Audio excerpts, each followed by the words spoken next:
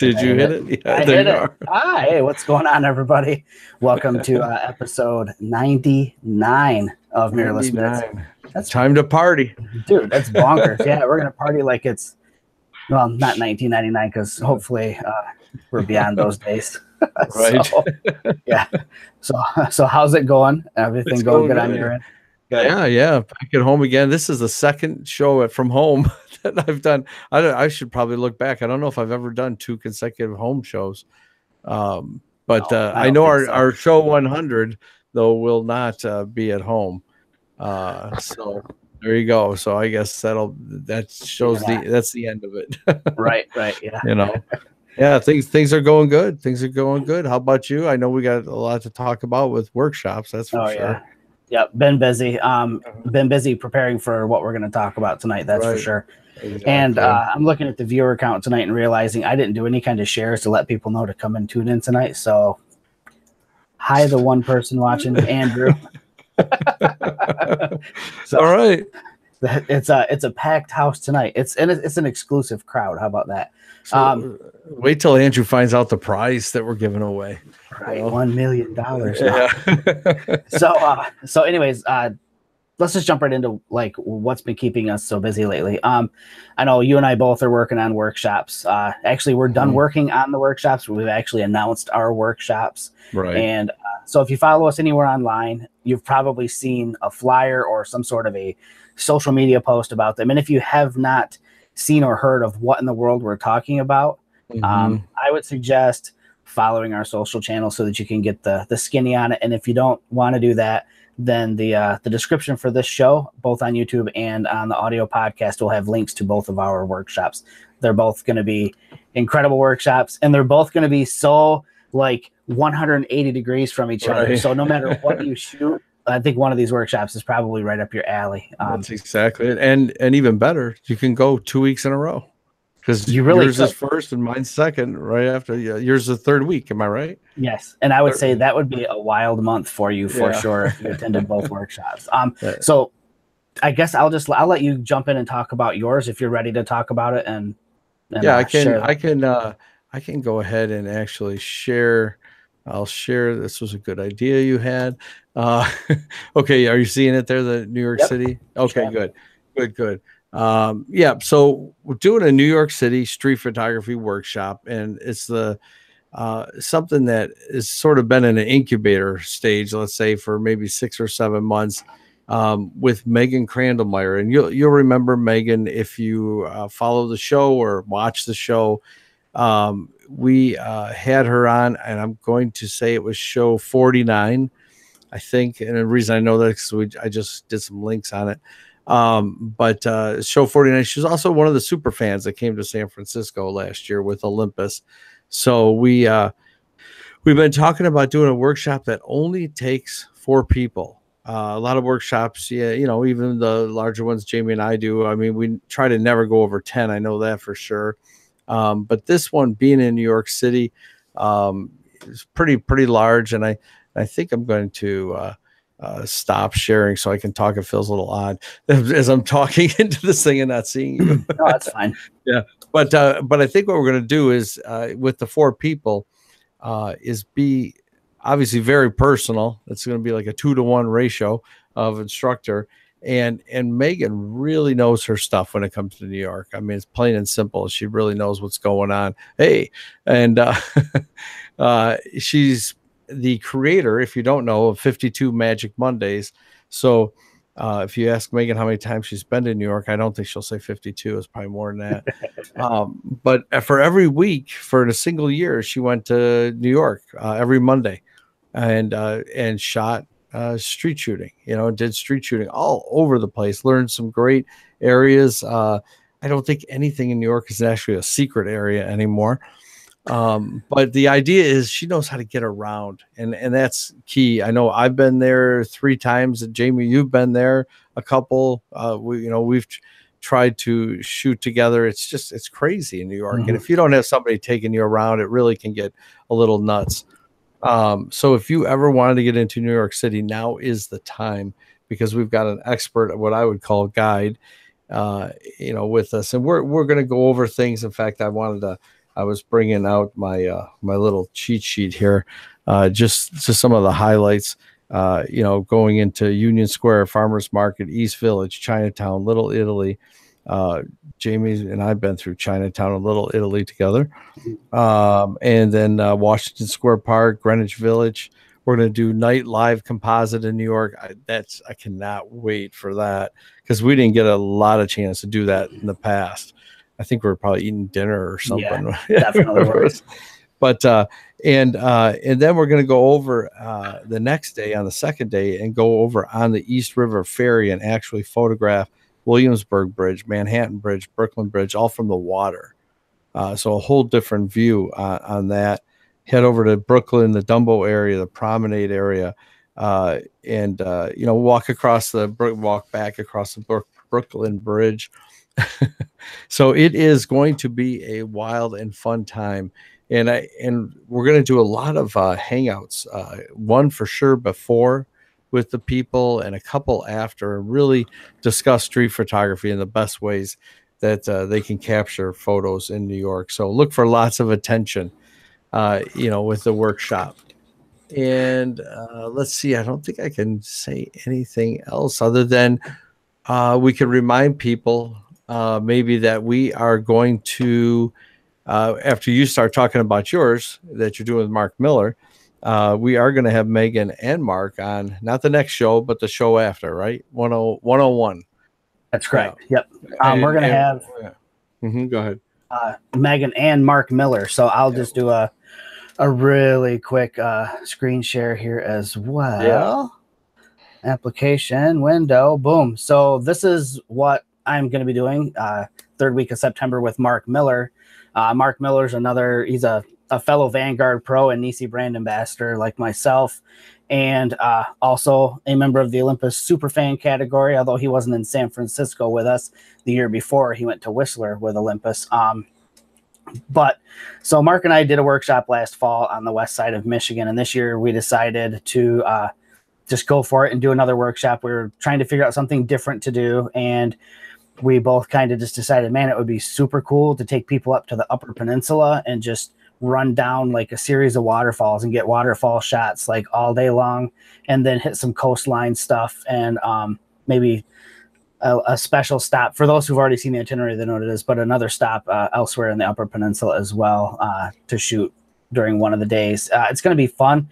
It'll definitely be a busy workshop and full of travel and shooting and walking. So it's not going to be for the faint of heart, but it's not going to be something that you need to be 20 years old to do either. So, and spaces are filling up super fast on that. It's not as small as yours, Mike. It's not a 4-person workshop. This we're allowing 10 people on. Excuse me. We've rented a huge van like we had in Atlanta for the workshop down there. So we've got a big van. So Mark and I will be driving the attendees everywhere. So all they have to do is just sit back, socialize, and enjoy the ride. Vanguard has signed on to be kind of like the lead sponsor of this workshop. So Vanguard is going to be doing some kind of cool giveaway stuff. And we've actually got Olympus signed on as another co-sponsor. They're participating in the giveaways, and some of the camera stores here in Michigan are as well. So we're looking at maybe some kind of gift certificate action. We'll see. It's definitely going to be cool, and it's going to be outstanding. In that time of year, you're looking at getting really close to peak fall colors. So if we're not in peak fall colors, we're going to be close enough to where you'll definitely have a scenic experience up there for sure. So to sign up for this, you can go to Vanguard's website. It's vanguardworld.us/workshops, or just the best way to do any of these, I think, is to go to the Mirrorless Adventures meetup page, and you can find information there. So I'll stop my screen share now, and there we go. We can talk more about it later, but it's So let me ask you about yours. So you say you had 3 spots left, three or four spots left. Yep. Okay, and that's something I neglected to say. Out of our 4, we only have 2 left. Yeah. So you definitely, we sold 2 basically in the first or second day, and I think a lot of it has to do, Megan. Besides Megan doing that project, she's writing a book on it. She's doing shows in New York. I mean, you got to go check her work out. I know we'll have links down in the show notes tonight to check out both of the workshops. Yep. But I think both of them are going to be there, and we'll probably get some sponsorship from Insta360, and we're working on Olympus, so cool. We'll see how that goes. Very cool, very cool. Yeah. So, you know, again, that's kind of all I've got to talk about as far as workshops coming up. But even if you're not going to go, it'd be cool if you guys maybe just throw a little share out there. I've seen a few people share the workshops because they know people who might be interested in going to these events. And if you're not a member, again, I'm just going to drill this into our listeners' heads. If you're not a member of the Mirrorless Adventures meetup group, you should go sign up, because you never know when we're going to be doing something in your neck of the woods. You and I were just talking about doing a potential workshop, maybe down south somewhere, not Atlanta this time. So stay tuned. And the only way you'll find out is either listening here or, better yet, just being part of the meetup group. Yeah, and we've cut the cost for entry. We've taken the cost of our entry down twice, right? Now it's 0 and still 0. So get in the group. I mean, why wouldn't you sign up? Yeah, it doesn't matter. Even if you're not from the US, I would still do it. Right. Because, I mean, there might be a day that comes that might strike our fancy and say, yeah, let's just take everybody to Iceland and go there. You know, I'll tell you what, it's funny you mentioned that. My wife has been doing a lot of research on it. So, you know, now that my boss at my regular job just got back, and oh my gosh, his iPhone shots are amazing. So I'm not can't even think about what could be done if you had all your Nisi filters and all the other stuff. So, speaking of Iceland, I'm just let's do this right now. We actually have somebody who's a listener and a workshop attendee, Lindsay Bowden. She's in Iceland right now, and she told me she was going to make sure that she packed her Mirrorless Minutes shirt to take to Iceland with her. So she's at Skogafoss Falls. Actually, she took this photo, or had her boyfriend take it for her, probably almost 2 hours ago. So this was like, this just happened, basically. In oh my gosh, that's amazing.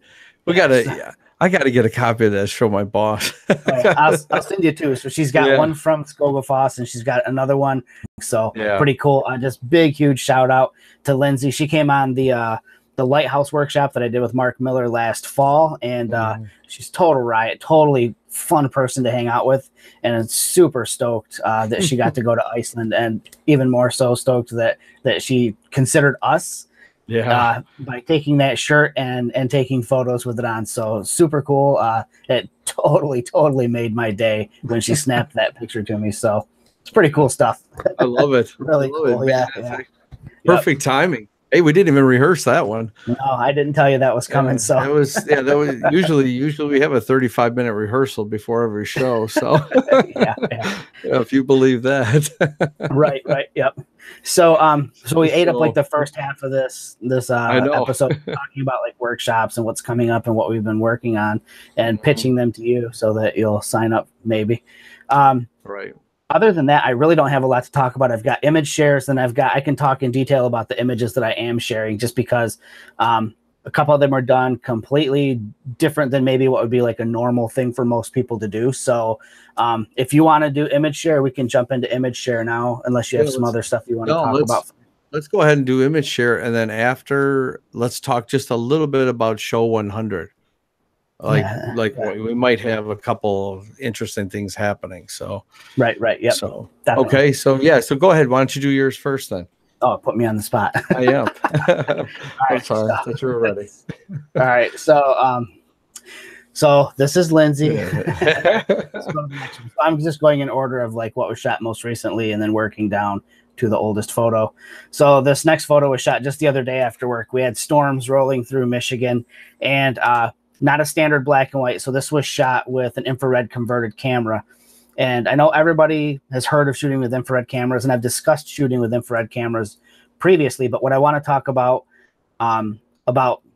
this particular photo, or just why I'm talking about what I'm talking about now, is that I've been answering a lot of questions in the past like 2 weeks for some reason, just from out of the blue, about infrared conversions and like what conversion to do. There's different wavelengths of infrared, like different parts of the infrared spectrum that you can convert to. And people are always asking, well, what should I convert to? You know, this is an 830 nanometer conversion. This is like all infrared. There's no color spectra involved here. It's just purely infrared. So you tend to go this route if you're somebody who obviously doesn't want color information and they're just 100% into black and white. So that was my my thought process behind going with this conversion that I did. Some of the other conversions do allow in a little bit of color information, and this is going to be my pitch to you why 830 nanometer is like the way to go. For one thing, at 830 nanometers, you're cutting out basically any kind of haze that would be in the atmosphere just because of the wavelength that you're letting through. But more so, I want to talk about 830 nanometer versus the other ones is because the other ones do introduce some sort of color. And if you're introducing color, then why not just shoot with a regular camera that's already color, and then maybe do some things in post or do some things like with on-lens filters, things like that, to give you like a unique look, I guess. Whereas what you're doing here with the 830 nanometer spectrum is it's 100% forcing you into a black and white state of mind, if that sounds like something that makes sense to people. Because once you set up a custom white balance and you're looking through the electronic viewfinder on your cameras on these infrared converted bodies, you're seeing obviously in black and white, and it changes my approach to what I'm doing when I'm out shooting. So I brought the infrared camera specifically on that day because I knew that there were going to be potentially storms rolling through, and I knew that we were going to have blue skies preceding the storm. So I would have blue skies and I would have fluffy clouds. And knowing that, and then knowing what the infrared cameras do, it led me to bring the camera with me. But again, going back to the main point of even talking about infrared is I personally feel like if you're going to spend the money on an infrared conversion, just go all the way. Just go all the way to 830 nanometers and just make a killer black and white camera. Because if you're going to introduce any kind of color information, then just don't convert your camera necessarily. Maybe just shoot full color and then convert to the image style that you like. So it's almost like a rant, I guess, talking about infrared, but it's something I'm really passionate about when it comes to these conversions. And for those curious, I keep directing everybody to LifePixel. They did my conversion. They were great to work with. And they're super fast. They don't damage the image stabilization system in the cameras. I've heard that other companies don't guarantee that the image stabilization will work properly afterwards. The LifePixel camera that I've got, still spot on with the image stabilization. So there you go. LifePixel 830 nanometer. On to the next photo. So the next one was taken, it was on the last day of my most recent weekend up at the camper that I stay at every single weekend. And just wanting to do something different as far as playing around in post-processing. Lately, it seems like most of my images are either straight out of camera or very minor, adjustments, or maybe like some contrast boost or saturation, or clarity, dehaze, just basic things.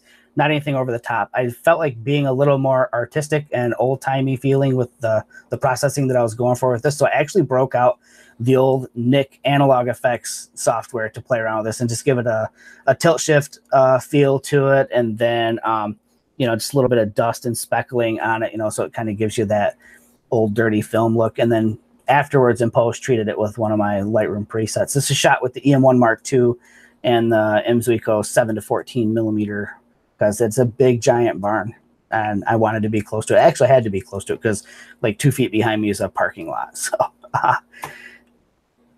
the day before in the morning, I got up early in time to catch some bald eagles that were fishing.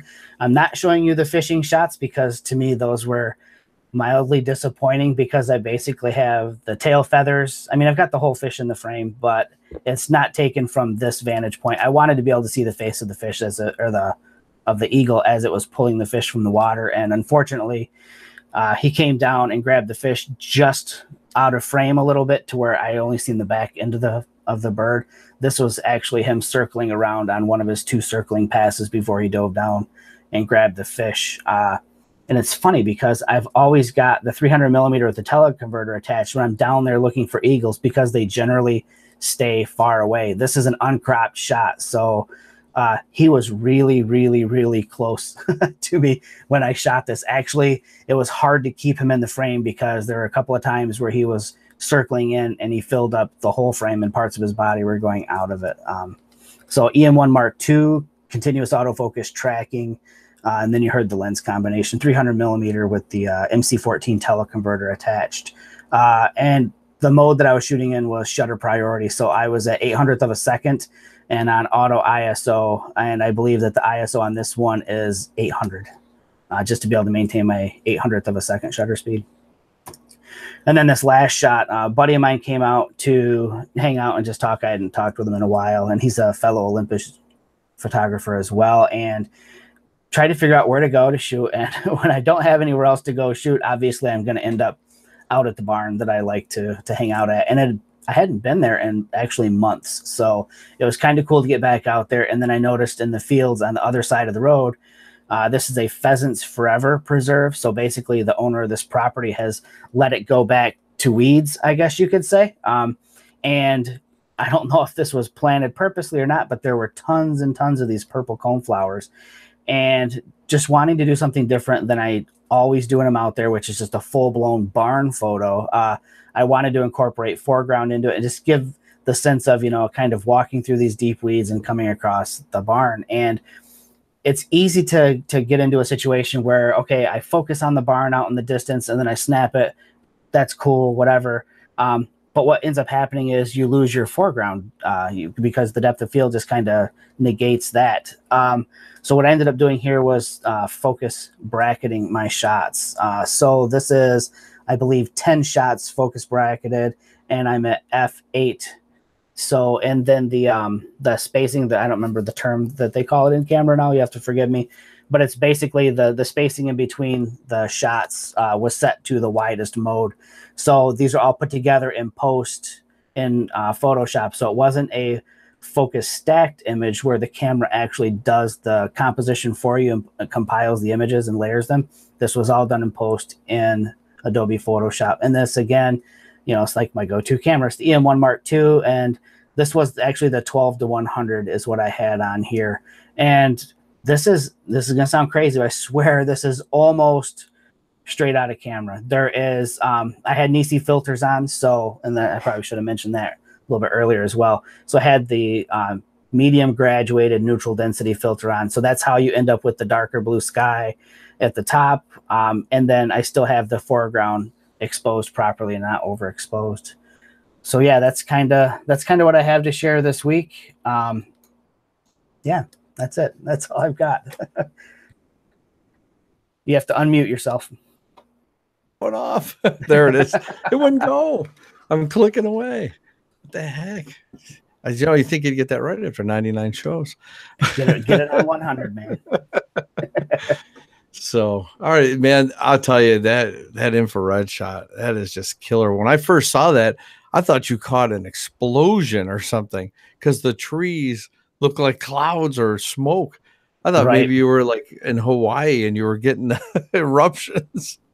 So I've like 2 times now I've been in situations where I got to photograph clouds that are like that, where they're just massive and they just loom huge on the horizon. And I was really upset because the kit that I had with me that day, I didn't have anything long. So just a little tip for people, when you've got clouds like that, and I wish I had the image pulled up, I could show you what it looks like. But when you have clouds like that, just like photographing the sun with a telephoto lens, you can make them just look so much larger than life. The way that scene was set up, I could have been further away down the road. And if I had a telephoto lens, I could have zoomed in, which would have made those clouds just look like so much bigger and made the trees feel so much smaller in comparison. But I had to work with what I had, which is the camera's right back there. It's an EM1 Mark I.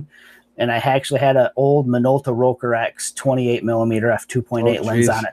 Yeah, and you were wide. Yeah. And another tip too, I guess, while I'm hogging the camera here. If you do go with an infrared camera, they tend to experience what's called a hot spot, which is the center of the sensor, just the way that the light focuses on the sensor. For whatever reason, when you're working with the infrared spectrum or wavelength, it tends to be concentrated in the center.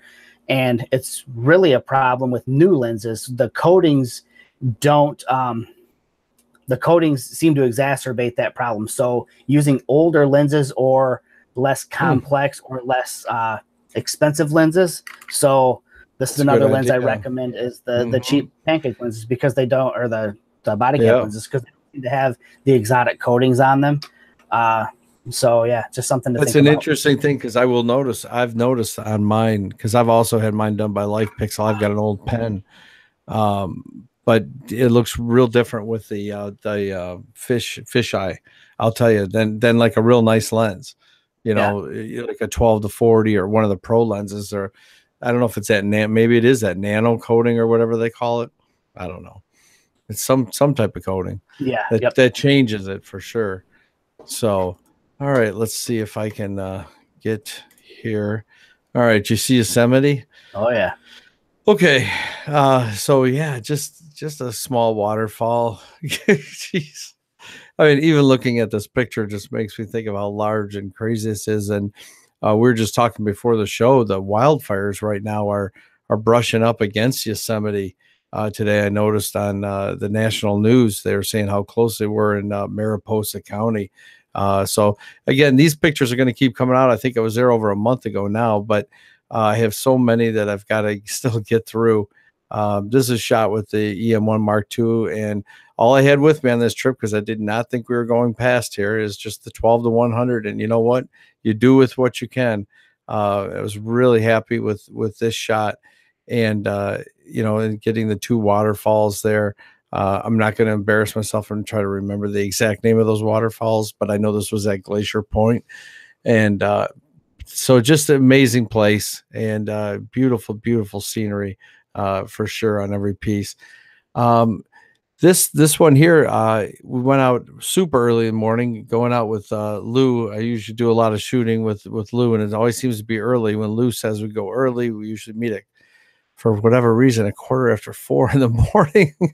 The darn sun rises so early right now, but Lou just got himself a set of Nisi filters, Lou Peoples, and so we went out there. I went out there with mine too, and this was with this one actually is the 7-14 lens, the pro lens with the EM1 Mark II, and using the Nisi filter, the 6-stop grad, city Detroit, all silhouetted in the background here.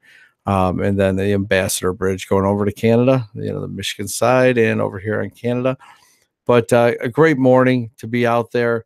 Super hot. It was crazy hot, and we tried shooting from a field over here before that. We got eaten alive by mosquitoes, so we decided to come over here. It wasn't nearly as bad, but a beautiful morning for that. And so I got to show you two now. I got to show you some 360 images that I wanted to share with you. And this is a new project I'm starting, and try to do it early when there's no kids on playground equipment. But I'm going to do some things called Life as a Playground, and try to do some tiny planet things for all. If you ever look at playground equipment, it's always round and crazy shapes, lots of holes, lots of fun looking things. And when you stick a camera inside one of these, a 360 camera, it really makes a difference. So these are just some things. We had a family picnic, so I spent 10 minutes over there shooting some crazy things and see what I could get. And then even went a little crazier with this big spinning wheel. But then I dropped a real cool app. If you do shoot some 360, it's called Circular. And so I suggest you pick it up. You can get it on your iPhone, or you can actually get it for your desktop too. But they've just got some crazy things, and I dropped a turntable in there, trying to be extra creative, trying some different stuff the last couple of weeks. It's not that I bring it up a lot, but I smashed my ankle. It hurt my ankle. So it didn't have a lot of mobility the last 2 weeks, feeling a lot better now. So I've been able to try to get out and do that. And this last one, I can't really show you the little video, but I've got to show you the setup behind the scenes. So if you do get that Insta361, and a lot of the camera that I talk about, I put together this little video of these characters. I've got all kinds of characters because I bought them from a flea market. My son picked me up a bag of old like wrestling figures and little Yodas, and then this crazy little dog. I guess it's called Paws Control. I don't know. I don't watch cartoons.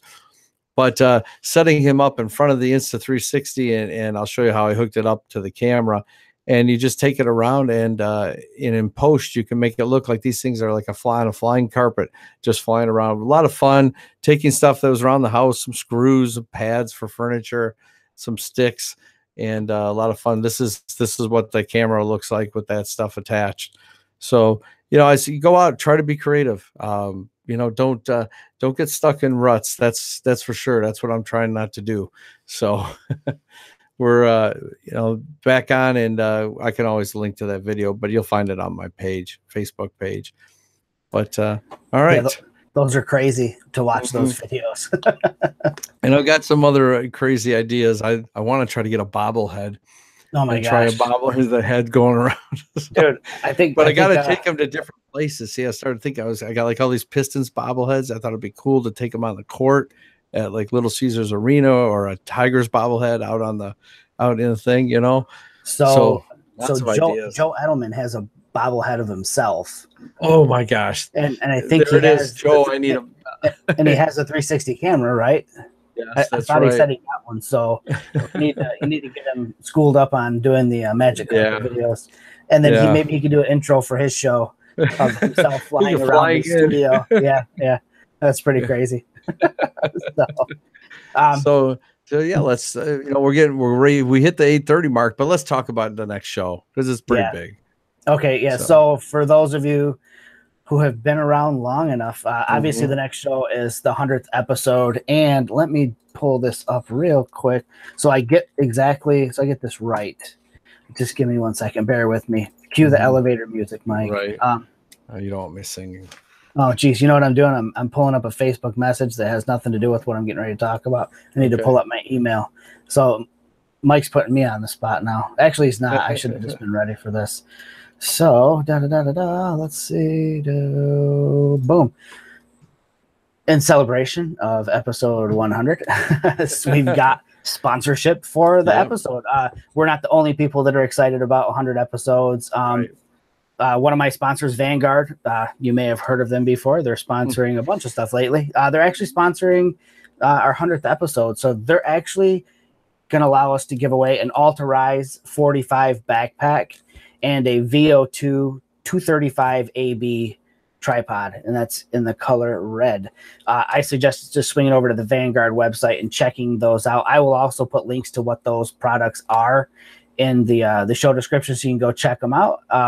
And if you don't win one, you'll have the links. You can go back and purchase one anyways. And I think Mike's been talking with one of his sponsors. 360. Yeah, Insta360, all the way from China, has committed to a couple things. One, you may not know that part of Insta360, another part of the company, they make these things called pano clips for iPhone, and it real easy, slips on top of your iPhone, makes them real fun, 360 videos like Tiny Planet, not actually videos, I'm sorry, pictures only. Very, very easy. Flip it on. There's no power to it. It's all on your iPhone. So if something like that, they're going to give us 2 of those. They're about $49 a piece, and then supply us with a code. If you do get one of the Insta360 one of the video cameras, they'll have a code for a free, I guess I don't have it here with me, but like we'll just call it the selfie stick, but a bullet time thing, and and that's like $37 value. So that'll be a nice little hit if you want to get one to save a little bit of money. And it's the same kit basically that they sell in the Apple stores, the bullet time kit with the whole camera and all that. So so we got some fun stuff, and I'm sure we'll be pretty pumped to do show 100. It's funny. I went back and looked at the first one today. I sent Jamie the link. I don't know if you got any time to look at it. I just watched the first 2 minutes. I go, what is wrong with us? And you know what's funny? On show 96, I think I could still say, what's wrong with us? I know. I definitely do that from time to time. I mean, that was a funny show. We were just trying to think of, like, we were showing people, oh, this is where I live. This is where Jamie lives. We've progressed slightly. Slightly. So that's funny. So that's it for this week's show. And again, thanks for you guys for watching. Thanks for supporting us all the way up to 99 episodes. Right. We really hope you're here for the 100th episode, because it would be cool to say people supported us for that long. Right. And if you get time, swing over to the meetup page. It's www.meetup.com/mirrorless adventures. There's 2 spots left on Mike's workshop. There's 4 left on mine.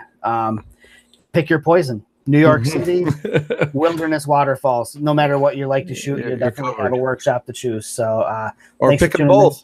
Yeah, I'll tell you what, that would be pretty spectacular. Awesome month of September for you for sure. So with that said, I guess we'll tune out until episode number 100 in 2 weeks. You guys take care. And thanks for watching. Everybody. Thanks a lot. I think I hit the button. I missed it. It's right there.